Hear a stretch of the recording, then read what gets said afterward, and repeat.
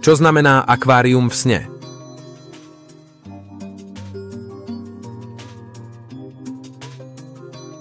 Akvárium v sne treba zohľadniť ako špeciálny symbol.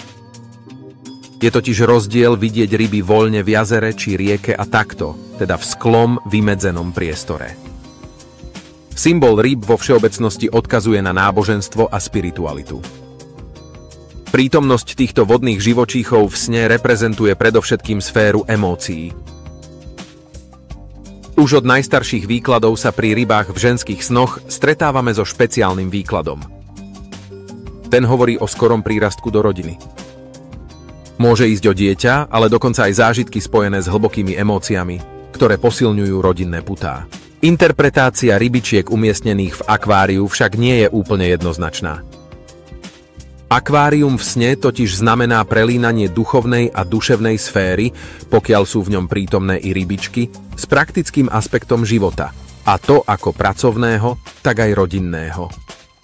A ako to už býva, dôležité je analyzovať sen komplexne, pocity z neho hneď ráno po prebudení a tiež nezabudnúť na drobné detaily, ktoré môžu konečný výklad výrazne zmeniť.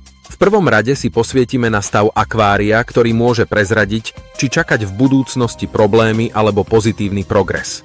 Čistá voda v akváriu naznačuje šťastie a pohodu, špinavá zas chorobu a ťažkosti. Prázdne akvárium vystupuje neraz v kontexte pochybností o vlastnej plodnosti ženy, prípadne ho možno spojiť aj so životom v akejsi zlatej klietke, v ktorej sa žena plne nerealizuje a o mnohé tak prichádza. Ryby špliechajúce chvostami signalizujú posilnenie schopnosti prežívať naplno aj drobné radosti života. A čím viac je rybičiek v akváriu, primeranej veľkosti, tým väčšiu radosť možno očakávať. Rybičky pokojne plávajúce v čistej vode hovoria o blížiacom sa šťastí. Pozor však, ak nepokojné rybičky v sne lapali po dychu natesnané v malom akváriu. Takýto sen možno interpretovať ako nepríjemné obmedzenia v rodinnom živote alebo v práci. Rybičky tmavých farieb neveštia v budúcich dňoch nič dobré. Pokiaľ sa nenaučíte robiť kompromisy, je na obzore naozaj nepríjemný medziľudský spor. S veľkou pravdepodobnosťou rodinného charakteru. Pozrite sa na svoje správanie s odstupom, ako ho vidia druhí ľudia, a snažte sa prehlbiť svoju empatiu. A napokon, ak ste v sne zaregistrovali v akváriu mŕtve rybičky, nemusíte sa hneď pripravovať na osobnú apokalypsu. Dajte si ich do kontextu so stavom akvária.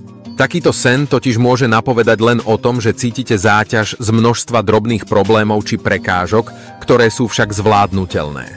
Asi len potrebujete trochu povzbudenia a vzpruhy, v čom vám môžu pomôcť blízky, ale aj zdravší životný štýl. Chýbalo vám niečo vo výklade snov o akváriu? Pre ešte detailnejšiu analýzu prejdite na odkaz pod videom. Páčilo sa vám video? Chcete ďalší výklad? Tak zanechajte komentár o tom, čo by to malo byť. Budeme vďační za palec hore a odber.